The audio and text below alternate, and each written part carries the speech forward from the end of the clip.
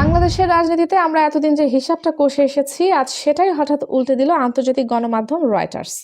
তাদের সাম্প্রতিক এক বিশ্লেষণে বলা হয়েছে, আগামী জাতীয় নির্বাচনে ক্ষমতার মসনদে বসতে পারে একসময়ের কোণঠাসা দল জামায়াতে ইসলামী। হ্যাঁ, ঠিকই শুনেছেন। যে দলটি দীর্ঘদিন নিষিদ্ধ, নিবন্ধন সংকট আর রাজনৈতিক চাপে ছিল, তারাই নাকি হয়ে উঠছে সম্ভাব্য শাসক শক্তি। প্রশ্ন একটাই, কিভাবে? রয়টার্স বলছে এটা কোনো হঠাৎ জোয়ার নয়, এর পেছনে আছে 15 বছরের নীরব প্রস্তুতি, একটি সাইলেন্ট কিন্তু ভয়ঙ্কর শক্তিশালী পরিকল্পনা। আজকের এই ডকুমেন্টারিতে আমরা খুলে দেখব রয়টার্সের সেই চাঞ্চল্যকর রিপোর্টের ভেতরের গল্প।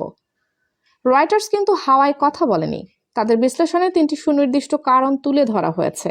আর প্রথম কারণটাই এমন, যেটা শুনলে অনেকের চোখ কপালে উঠবে। রাজনীতি নয়, আন্দোলন নয়, স্লোগান বা রাজপথ নয়, জামায়াতের আসল অস্ত্র হলো জনকল্যাণ। একটা দৃশ্য কল্পনা করুন, ঢাকার করাইল বস্তিতে ভয়াবহ আগুন, মানুষ সর্বস্ব হারিয়ে দিশেহারা, সরকারি ত্রাণ আসেনি, দমকল বাহিনী পৌঁছাতে দেরি। ঠিক তখনই সেখানে হাজির একদল মানুষ, হাতে নগদ টাকা, খাবার, ত্রাণ আর তাঁবু। এরা কারা? এরা জামায়াতের ইসলামের কর্মী। রয়টার্স বলছে এই জায়গাতেই জামায়াত অন্য সব রাজনৈতিক দলের চেয়ে যোজন যোজন এগিয়ে। প্যারালাল ইকোনমির গল্প। বাংলাদেশের রাজনীতিতে একটা কথা আছে, পেটে খেলে পিঠে সয়। জামায়াত এই তত্ত্বটাকেই বানিয়েছে তাদের রাজনীতির মূল দর্শন। গত 1.5 দশক তারা ক্ষমতার বাইরে থেকেও বসে থাকেনি, বরং তারা গড়ে তুলেছে একটি প্যারালাল ইকোনমি ও সেবা খাত, যা সরাসরি কোটি মানুষের জীবনের সাথে জড়িয়ে গেছে। বাংলাদেশের ব্যাংকিং খাত বললেই ইসলামী ব্যাংক বাংলাদেশ লিমিটেডের নাম আসবেই। রয়টার্সের তথ্য অনুযায়ী এই একটি ব্যাংকের মাধ্যমে প্রায় 1.5 কোটি মানুষ সরাসরি উপকৃত হয়েছে। 1.5 কোটি মানুষ মানে কি? 1.5 কোটি সম্ভাব্য ভোটার বা শুভাকাঙ্ক্ষী। ক্ষুদ্র ও মাঝারি উদ্যোক্তারা যে ঋণ পান, তার 4 ভাগের 1 ভাগ আসে এই ব্যাংক থেকেই। আর সবচেয়ে গুরুত্বপূর্ণ বিষয়, এই ব্যাংকের প্রতিষ্ঠা ও পরিচালনায় জামায়াতপন্থী মতাদর্শের লোকজনের প্রত্যক্ষ ভূমিকা ছিল এবং আছে। আরও একটি বড় দিক তুলে ধরেছে রয়টার্স। গ্রামীণ নারীদের স্বাবলম্বী করতে ইসলামী ব্যাংক প্রায় 20 লাখ নারীকে সুদমুক্ত ঋণ দিয়েছে। ফলাফল, তাদের আয় বেড়েছে গড়ে 30%। এই 20 লাখ নারী ভোট দিতে গেলে কার কথা মনে রাখবেন? রাজনৈতিক বক্তৃতা নাকি দুঃসময়ে পাশে থাকা সেই প্রতিষ্ঠান? উত্তরটা খুব সহজ, চিকিৎসা সেবা বাংলাদেশের সাধারণ মানুষের জন্য যেন এক যুদ্ধ। এই জায়গাতেও জামায়াত তৈরি করেছে শক্ত অবস্থান। ইবনে সিনা হাসপাতাল। রয়টার্সের ভাষ্যমতে এটি দেশের অন্যতম সেরা ও বড় বেসরকারি হাসপাতাল। প্রতি বছর 10 লাখের বেশি মানুষ এখান থেকে সেবা নিচ্ছে। আর দলীয় রেফারেন্সে গেলে অনেকেই পাচ্ছেন নামমাত্র মূল্যের চিকিৎসা।